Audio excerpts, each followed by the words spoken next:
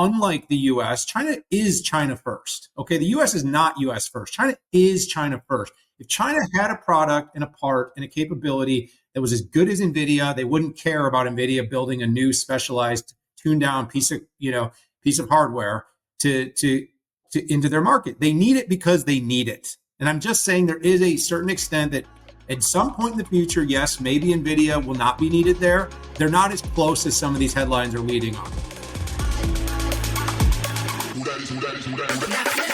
Founder and CEO of More Insights and Strategy, Patrick Moorhead. 6, 5. CEO of the Futurum Group, Daniel Newman. 6, 5. You know a lot about what's going on, Moorhead? I think we do. The 6-5 Weekly Show is back. We are jacked. We're back from travel. Big week here. Dan, how you doing, bestie? Better than last week. I don't know if anyone noticed that we didn't have a show. I hope some people noticed that we didn't have a show, but I think I tweeted something along the lines. By the way, I got to stop calling it tweets. I don't think tweets exist anymore. I posted something on X along the lines that there's nothing more humbling than spending the night praying to the porcelain gods. But my son brought home a great case of norovirus, and I don't think I've been knocked out that hard for about a day and a half in a long time. So I'm sorry I missed everybody. I missed you. There was a lot to cover last week, but we can make it up to him, right? Totally. And we're going to make up for him on this. We're going to cram 2 podcasts into one to keep at the same time.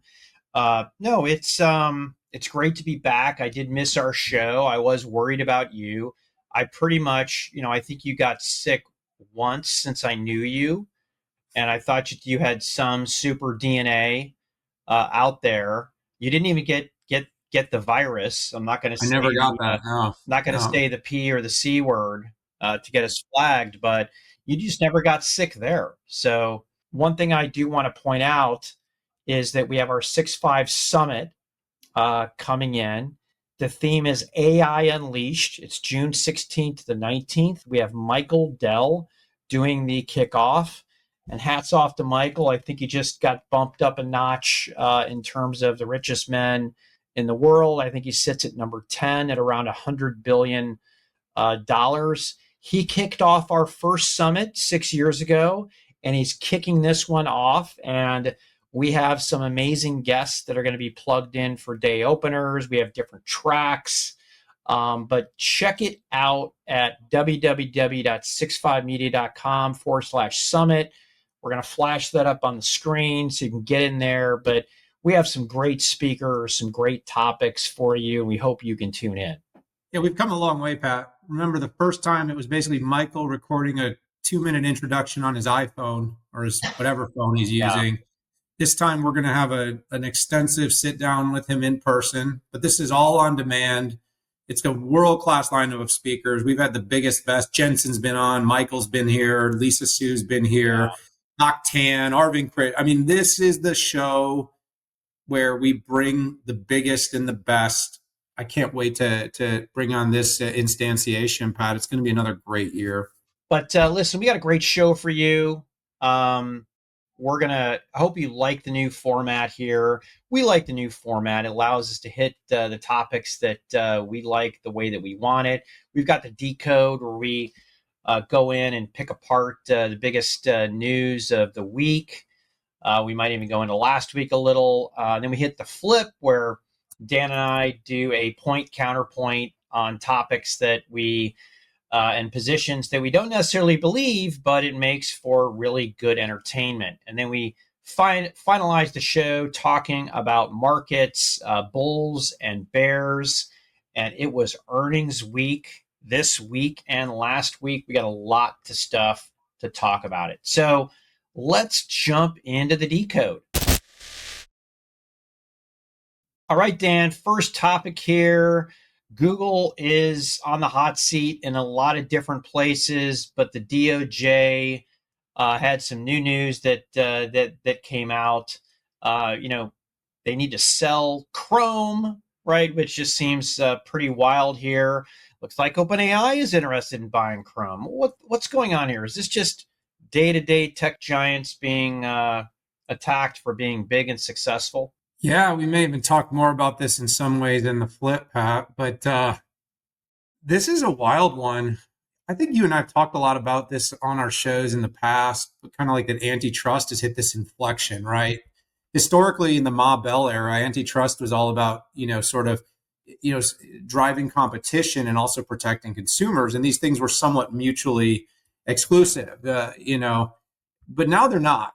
And so Google is in this interesting predicament. They certainly have done a job, the DOJ, of showing that maybe Google, we're seeing the same with Meta, have done some things to try to reduce competition that maybe do deserve some attention. But at the same time, it's big company doing big company stuff, building products that people love, connecting experiences across a platform. And as you actually try to unravel these things, I think the consumer somewhat takes it in the chin. It's like, yes, potentially maybe we'd have more competition. And the other thing I can't help but think about is like, so you're going to what? Have Chrome split off? Chrome, which is, by the way, Chromium Core. I think Edge is built on Chromium, by the way, the Microsoft browser. And you're going to what? Give it to OpenAI? So what are we going to trade monopolies? So you're going to give one technology that's being used by a company to another so they can also use it to abuse it?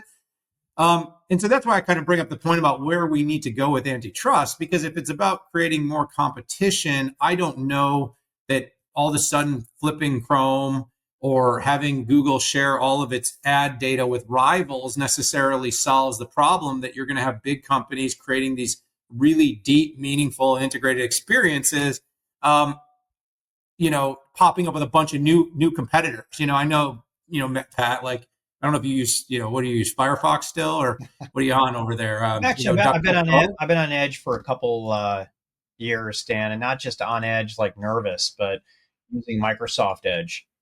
Both, right? So, I mean, look, I think it's interesting because I've talked to a bunch of press about this. I'm sure you have too. It's like, I just don't see a solution where they break it up and it doesn't just it's not like Alien. It doesn't just come back together as a bigger, badder version of something. So I think it's happening. I think there's going to be some remedies. I think it's going to be more financial. And like I said, I think unwinding this, God, it's going to be a disaster. Apple got hit with this epic, and not epic like big, but they lost big time. This week, right? Yeah, violation of the 2021 injunction, basically around the ability for app providers to use outside app payment services. And what Apple did is they, instead of complying, they put a 27% commission on it, and then put wording that, you have to be an idiot to actually click on that link. The discovery material was awesome. In fact, It was. There was discussions about Apple executives, saying, "Oh my gosh, we should amp up the wording so nobody wants to click on that link." And I couldn't believe it. And probably the biggest thing was the wording that this judge laid out, right? Let me quote: Apple's ongoing efforts to obstruct competition will not be accepted. This is an injunction, not a negotiation. Once a party willingly ignores a court order, there are no second chances, quote unquote, Judge Yvonne Gonzalez Rogers. And here's the final thing I'll put out there is they are actually seeking criminal charges against Apple executives for not complying with this ruling. I mean, it was damning, though. I mean, it was like basically like I was reading some of that the VP of Finance and this is like what white collar crime looks like. It's like, we're going to basically just abuse the system. And I know this started with talking Google, but I mean, right now it is kind of in the crosshairs, these big tech companies. But the difference is some of these is complete malintent, right, Pat? Right. It's like where you're talking about, like where they ignored it. They basically decided to basically act criminally, potentially, And then the other is like, we built a product that's super sticky, gives us a crazy advantage. And then like the deal with Samsung to put Gemini on these phones, for instance, like you're buying sort of eyeballs and market share, but like when does that become monopolistic? Yeah, it's good conversation. We're going to hit it more in the flip. So, yeah, I'm not being the world's best moderator. We Yeah, you sat on are. that topic for a long Second time. best. Second Yeah. Hey, best. let's hit the second topic. We saw this in some of the previous weeks where technology companies or companies in general would go to the White House and make these major announcements out there. We saw both um, NVIDIA and IBM make some pretty big announcements out there. And it's interesting. I'm always looking for what did they announce? What is the time frame?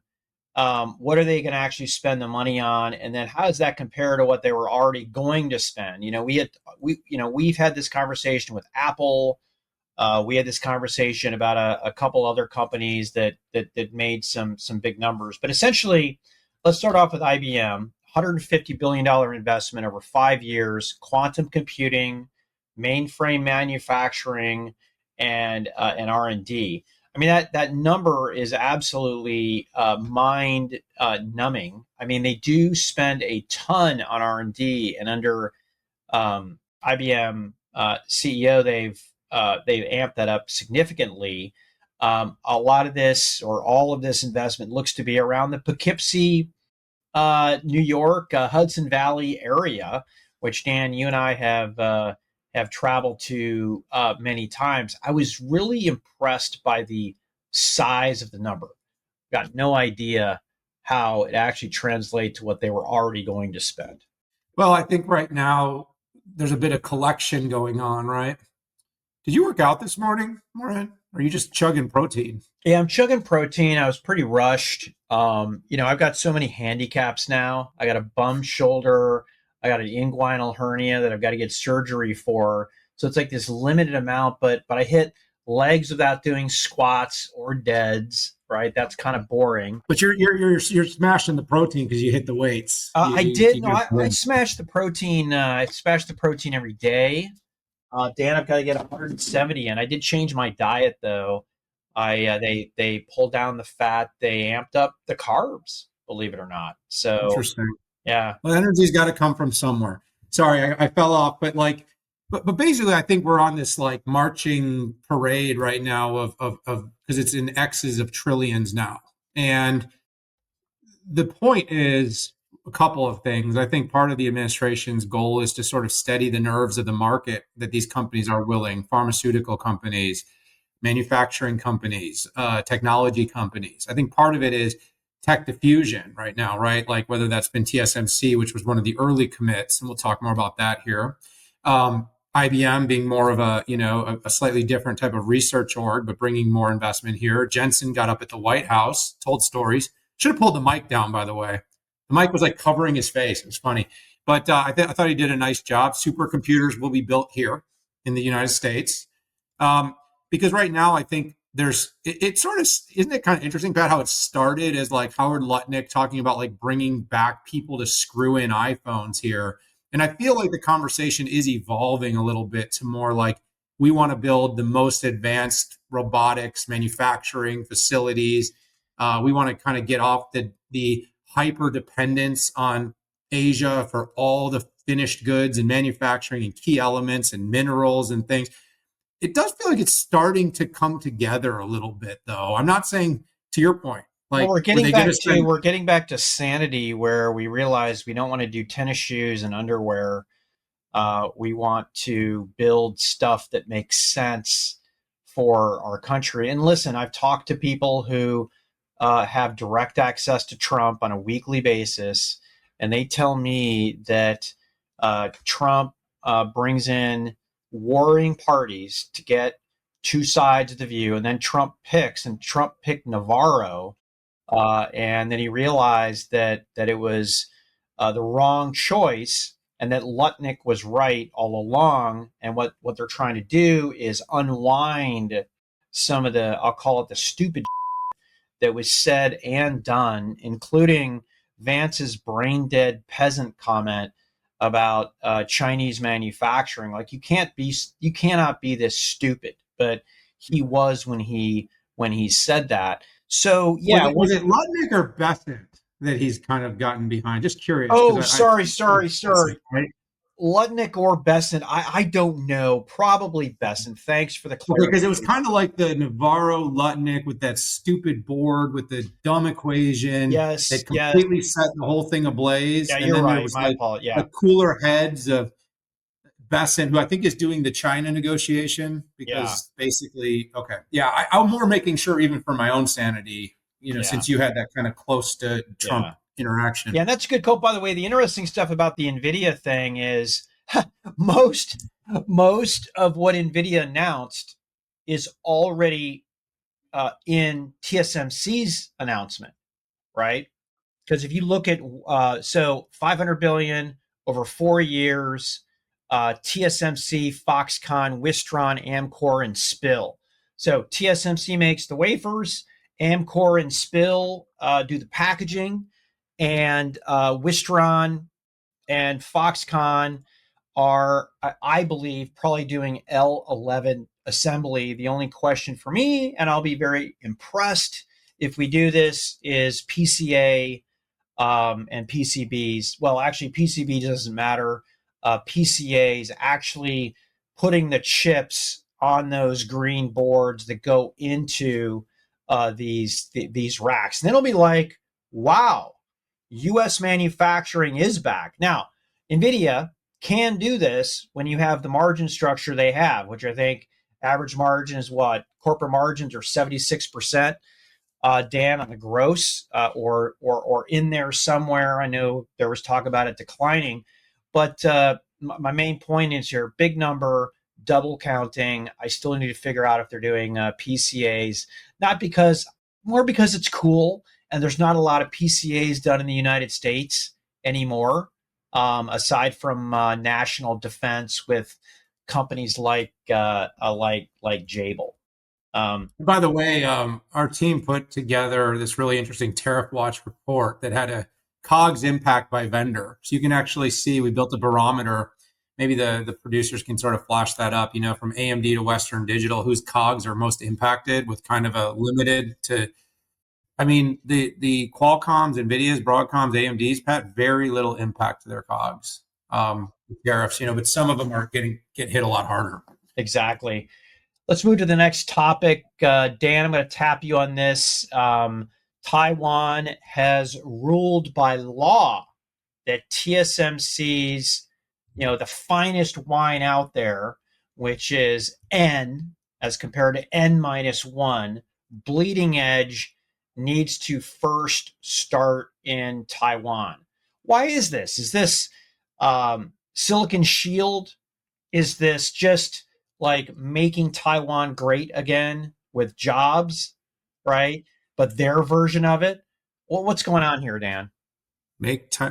Taiwan's not a vowel, so it just screws up. You can't call it Mataga or something like that. But and by the way, but you did try, and I appreciate the valiant effort there. Interesting, Pat. So everyone out there, when I say N-1, maybe think of it this way. If Pat's the world's best moderator and I'm the world's second best moderator, I'm N-1. Right? That's how we think about it. But I think it's pretty straightforward. Funny. It's actually incredibly convoluted. That's a better way to explain it. Taiwan, first of all, is dependent on the world to help defend it. A large part of why Taiwan and the whole world defends Taiwan from China is because Taiwan leads the world in semiconductor manufacturing, and most of the leading edge chips are made there. There is diffusion here. So the diffusion is bringing the most innovative R&D here. You and I have talked about it on the show a few times over the last month or two. Will TSMC bring its most advanced nodes here? One. And then two, will they bring R&D centers here, enough meaningful R&D centers here to actually maintain in the event that something happened in Taiwan, in the event that, that they needed to continue. And the bottom line is Taiwan, it's a national security risk. It is a national security risk to Taiwan to basically completely diffuse its best innovation to the West without having a whole bunch of security assurances that I'm not sure were there from a negotiating standpoint. So basically, I think what we're going to get is Taiwan's going to use this as a bargaining chip in any future negotiation. Where we'll land on that, I don't know, but they absolutely cannot play that card. They cannot bring the end here without having that card played and having a very significant and long-term commitment from the world to defend it. And it also gives it a whole bunch of economic advantages to have that differentiation. Bringing N here might take some of those economic advantages away to the island. Yeah, Dan, it's interesting. If nothing else, I hope this stokes the conversation in the whole foundry conversation where it's, okay, foundries do two things. They make transistor IPs and they make stuff, okay? They make wafers and, okay, maybe a third is packaging. But even TSMC doesn't do it all its own packaging. The key part there is that if Taiwan were to be invaded and cut off, time would stand still in the United States, right? TSMC there would be no more new nodes because all of those engineers that do the transistor, and I think TSM CEO cited, I think 10,000 of those people in Taiwan. And then you have more implementers over in the United States of that intellectual property. Time stands still. And interesting, I don't know, I've thought through this and I've talked to some pretty higher level people up in the foundry economics, and they said, hey, Pat, if I look at TSMC leading edge foundry and Intel leading edge foundry, most of that equipment is the same make and model in terms of what they do, right? Whether it's, Lam Research, KLA 10, it's pretty much not the same, and you're putting a different recipe through. You might have different bells and knobs and whistles, where you could hypothetically run an Intel process on TSMC equipment. So I just hope it matures the conversation, because right now it's pretty dumb. So hey, let's move forward to the final Decode topic, and that is Intel's Foundry Day, which they called Direct Connect. This was Intel Foundry's event to come out and give updates on customers. I heard that Jensen Huang showed up and gave full commit. No, I'm just kidding. That is not what this event was about, but it was to show, a humble Intel. What's the word that Lip-Bu Tan used? Basically under commit and over deliver. So we're not going to see Intel be making boisterous claims out there. But let me decode this, right? We saw Intel 18A, which, listen, you and I have always said is on progress. At that point, we never Babe Ruthed it because you never can do this, but it's on track. And what we did see, though, is we saw more 18A variants, right? We saw more details in 18AP. We knew that existed, but they're expecting another 8% performance per watt improvement, broader market, but it's design rule compatible with 18A. And what I'm hearing in the industry is 18AP is really what the foundry customers want, as opposed to Intel when it comes to things like Panther Lake.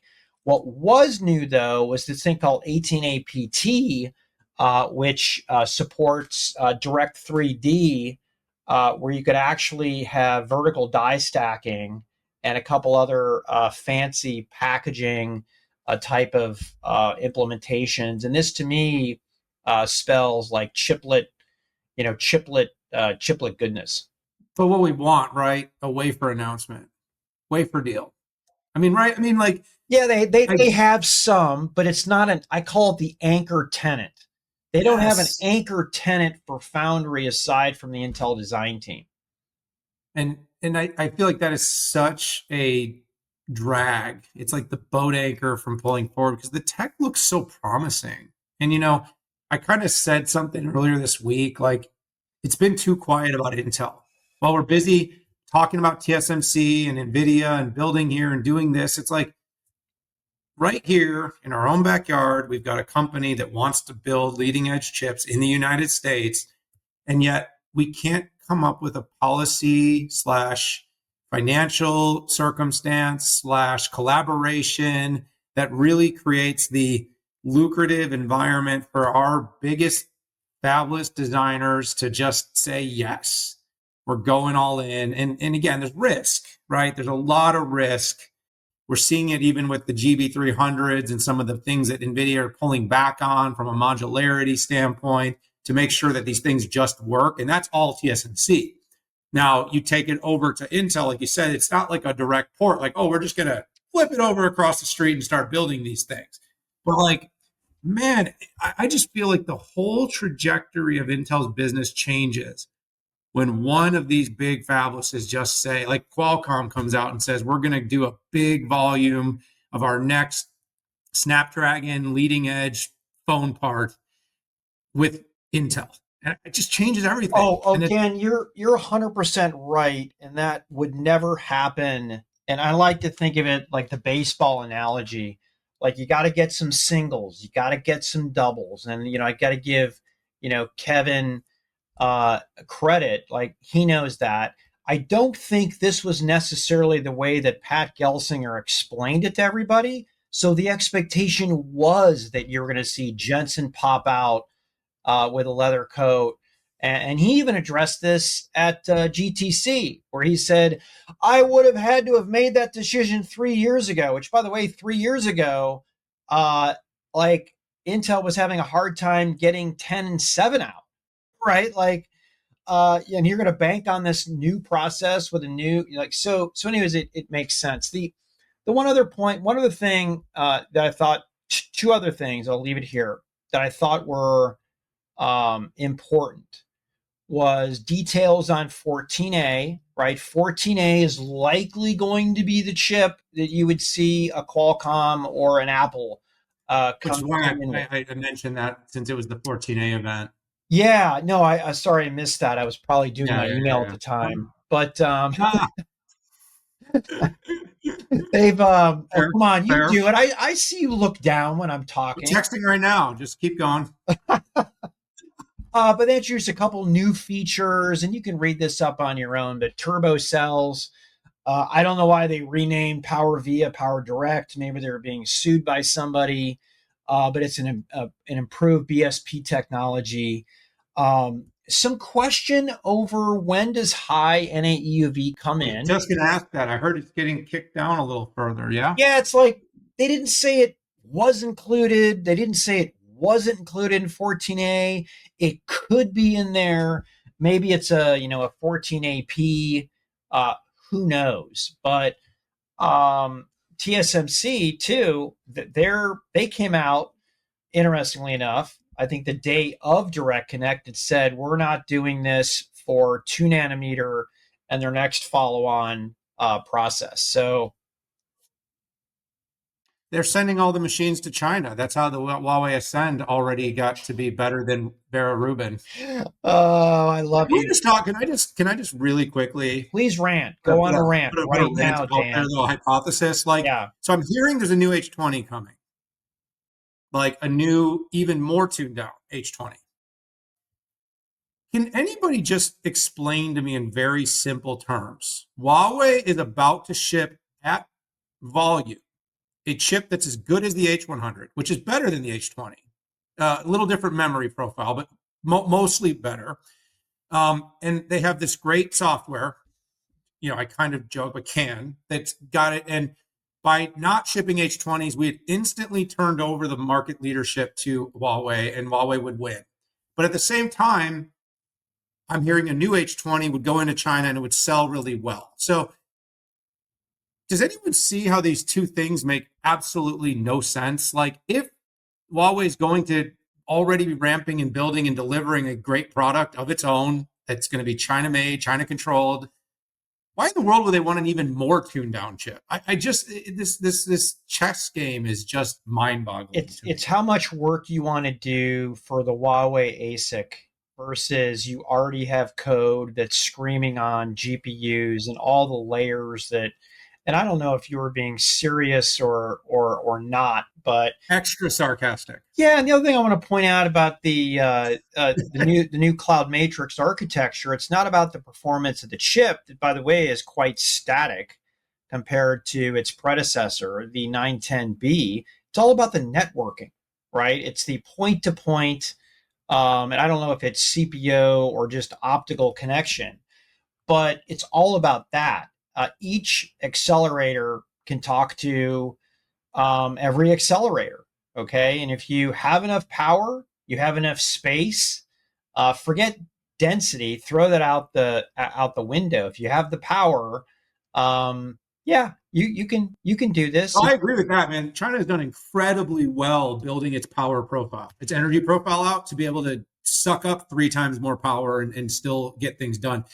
I just mean in the end, if these aren't actually hurdles, if the software is not a hurdle, if their hardware can be, systematized and brought to scale, if they can de-risk themselves, which China is unlike the US, China is China first. Okay, the US is not US first. China is China first. If China had a product and a part and a capability that was as good as NVIDIA, they wouldn't care about NVIDIA building a new specialized tuned down piece of hardware to into their market. They need it because they need it. And I'm just saying there is a certain extent that at some point in the future, yes, maybe NVIDIA will not be needed there. They're not as close as some of these headlines are leading on. That's all.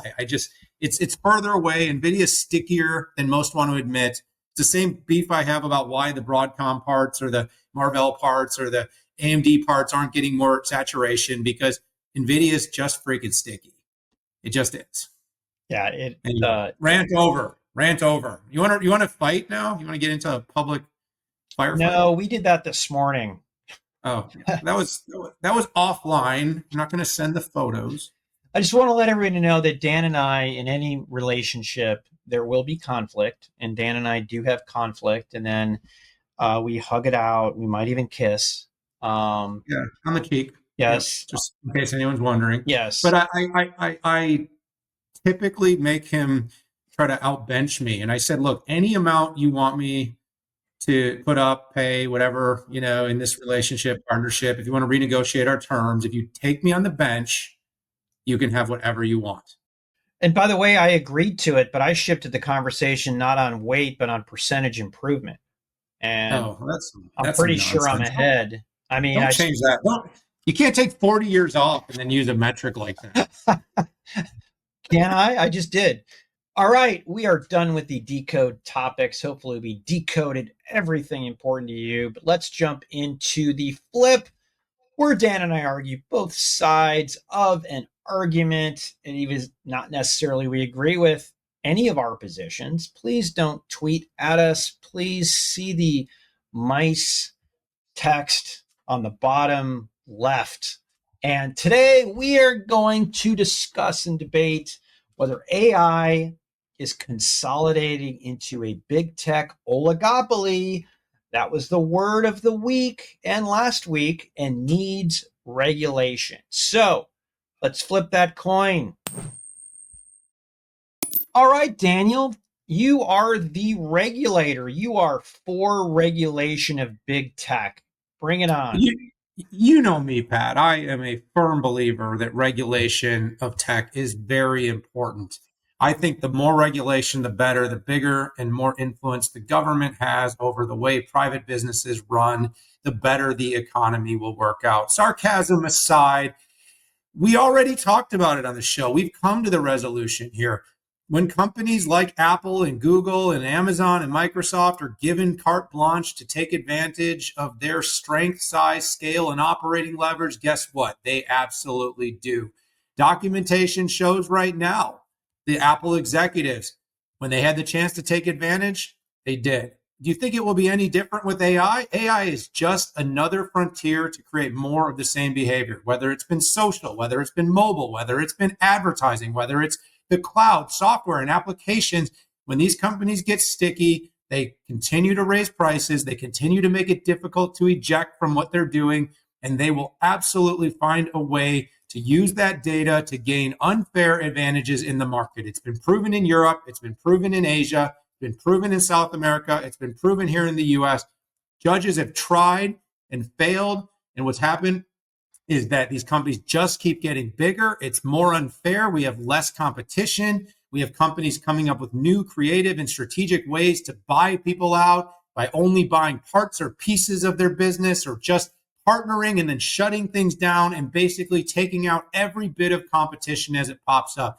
Wasn't just Apple. You've got documentation of Mark Zuckerberg and Meta, even acknowledging that he had gotten too big and that it was probably important to maybe break these things up before it got to be an even bigger problem. And they lost the plot of what they were as a company because their big, powerful platform was going to get too sticky and it was going to be unbreakable at a later phase, which he expected it probably would need to be broken up. With AI being just another driver, and it's going to take even more cost, more expense, more investment. It just isn't possible. We are going to shut out all the small companies. No one's going to be able to join this fight. Who? OpenAI? OpenAI's had to raise hundreds of billions of dollars in valuation and tens of billions of dollars in revenue to create a competitive product. And you're already seeing companies like Google coming up with ways to embed their AI into their search, which has already been considered a monopoly, or embedding AI into their on device with the Android. They are burying it in this stuff. They are making it impossible for new companies to come up. Meta just launched its AI. This is what they're going to do. They're going to make it untouchable, inaccessible, too much capital required, and at some point it's going to be unbreakable. Regulation needs to start now, and we need more of it. It's a pretty compelling argument, Dan, but my gosh, it's wrong. And particularly wrong when it comes to AI. If you look at the cost and complexity of even doing a frontier AI model, it requires not only scale of the tech behemoths, but also requires collaboration between them. I think Llama is the best example, where you have Meta creating Llama and then being leveraged by AWS, by Google Cloud, by all of these giant tech players, to be able to increase innovation in an open industry standard type of way. And regulation would just stifle that innovation, and also on global competitiveness. I mean, there's nobody in China trying to throttle Huawei and all the large companies like Alibaba with Quen over there. And for us to do a couple things. First of all, if we would restrict the collaboration between the giant companies related to AI, and we would reduce these large companies' ability to make investments, to make sure that, I don't know, companies like Anthropic can do better. I mean, is this really who we're trying to protect here? And let's not forget, what do we call OpenAI? They're a freaking startup, and somehow OpenAI gets hundreds and billions of dollars in capex to be an innovator. And I think this just shows that the way that we are doing things here makes sense. I mean, can you imagine if OpenAI didn't have its collaboration with Microsoft? I mean, what would it do if there weren't a tight connection there? I guess it would be arm's length, and Satya would be overjoyed to go in and spend $80 billion in capex, right, based on a handshake. But no, Microsoft has ownership in OpenAI, the nonprofit, of course, hardy har. And this is the way that things work. There would be no way without ownership of Microsoft ownership of AI that deal will get on the ground. And if that deal doesn't get off the ground, who is OpenAI going to start their service with? I mean, I guess they could have started it off with the CoreWeave's of the world. But and that's kind of where they're headed. But there's no way they could have gotten where they are without that. So, Dan, this was a good conversation, and we will let our listeners determine who won. But, the reality is, I think you and I are both not for regulation. We're I against. would say very, very limited is where I would sit. I do agree about the illegal and criminal stuff. We should try to probably slow that down where possible. But I just think we would crush innovation. And right now, as we're fighting the war, and I think you and I agree that AI is the next frontier of the economic global leadership. Our biggest tech companies, the government doesn't fund innovation here. So our tech companies are funding the innovation that keeps the U.S. in a market leadership position. Yeah, that's great stuff. Hey, let's go into the final segment of our show, and that is Market Madness, Bulls and Bears. It has been 2 weeks of earnings.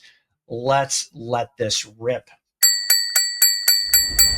All right, Dan. So we had Apple, Amazon, Microsoft, Qualcomm, ServiceNow, SAP, and more get out there and announce earnings. And the big question in everybody's minds was going to be, first and foremost, tariffs and how that would impact not only the current quarter, but more important, the guidance. Okay.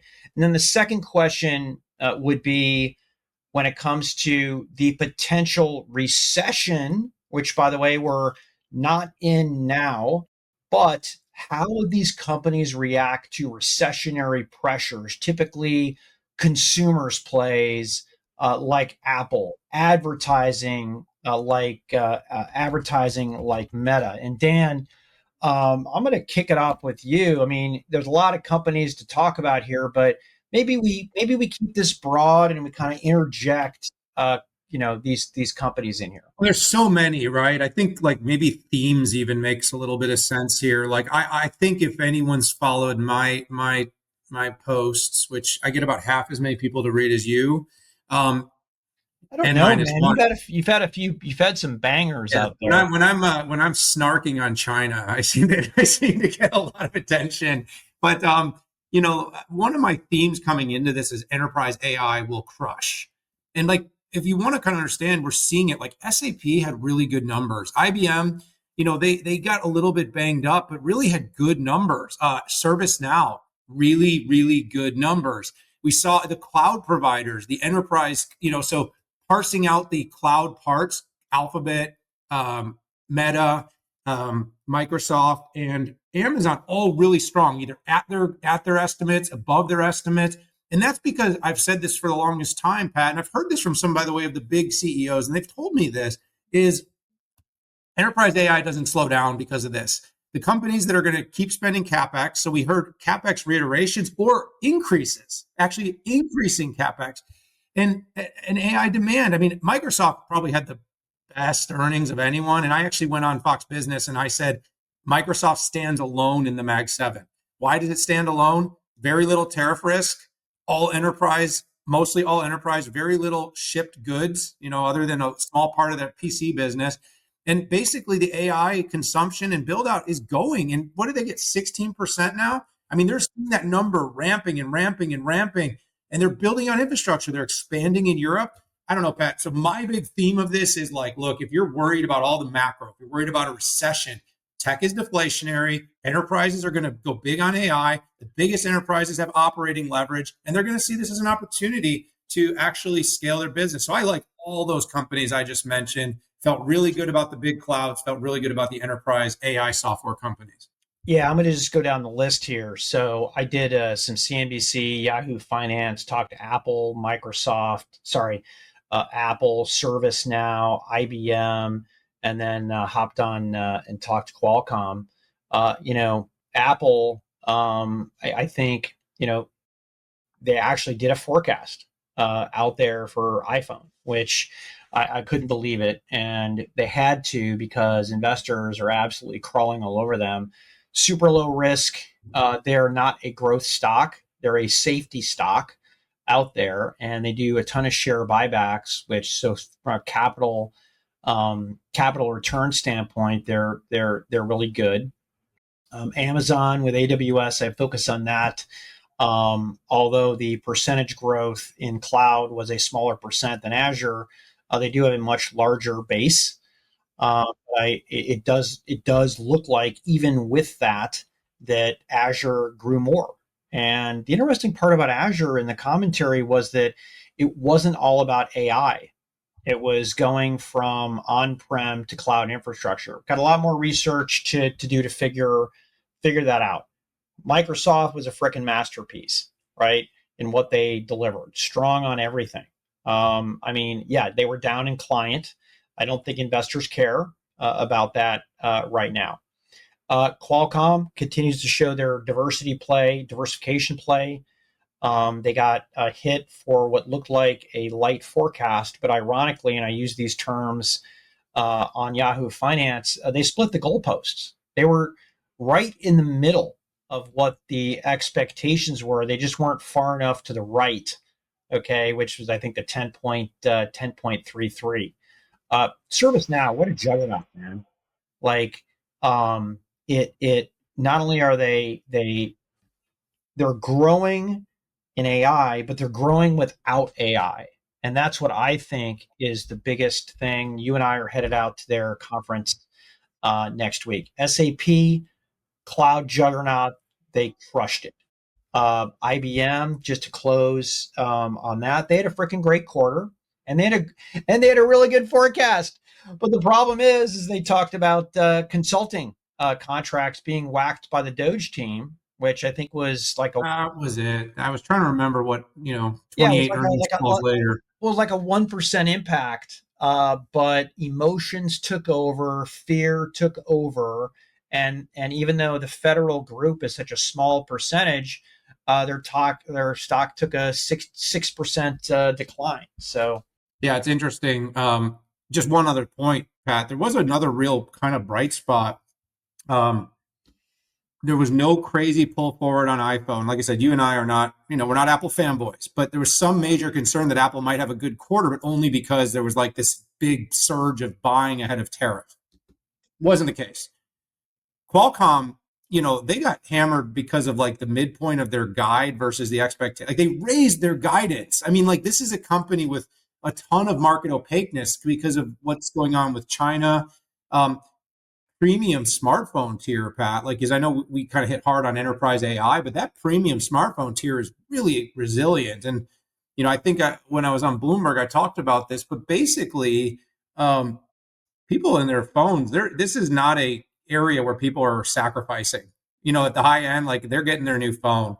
One other thing too, by the way, and you and I don't talk about this too often, but man, the ad juggernaut, like Meta, Google, Amazon's got a $56 billion ads business now. I mean, incredible how they're building these different businesses all at one time. But, I thought like if there was some consumer weakness, because we keep hearing like consumers or small business weakness, you would have seen that because ads, even though they're the big companies, most of the ads are placed by smaller businesses, and it doesn't seem they're pulling back. So I guess the 150% more expensive $2 item from Shein, I guess, because remember, a $2 item is now $3.25. I understand economically that is a tax, but did people ever know what this crap cost anyway? I mean, like 2 to 3. I don't know that the person that was paying 2 wouldn't pay 3.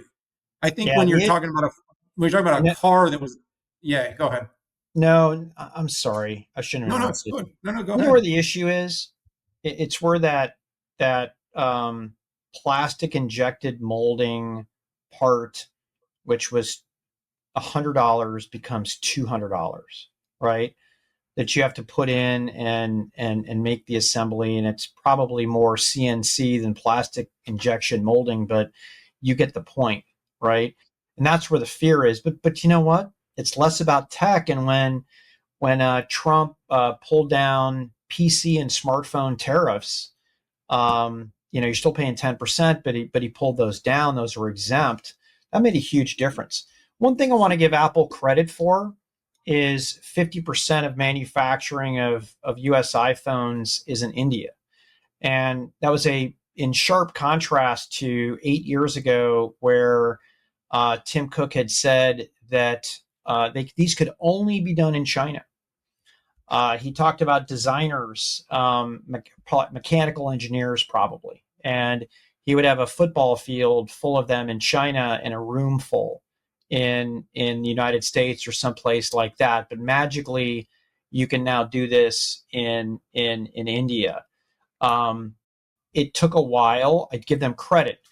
Here's one caution that I want to give to investors, though, is most of the sub-assemblies that go into an iPhone are still being done in China. China exports them to India. India converts them into an iPhone. The administration could potentially, and maybe for national security, or they think they're skirting the essence of the ruling, change that, right? If you look at USMCA in Mexico, there are very specific rules for conversion that apply to servers, right? As an example, where there's a lot of like L10 done or L9 done in Mexico and all the PCA stuff. So, if the PCAs aren't being done in India, does this count? If the LEDs or the displays are not done in India, does it count as really coming from India, or is this just a method to skirt regulations? So something for investors to look at. So Dan, I think this was a great segment here. Hopefully you all got value and a great show. Hey, next week, Dan and I will be at ServiceNow. I think Dan will also be at IBM Think. I will be monitoring IBM Think from afar. But I want to thank you for tuning in. Hit that subscribe button. Give us feedback. Give us feedback on the topics. Give us feedback on the format. Give feedback to me on how slow I talk versus Dan. But with that said, have a great week, and you take care. Bye-bye.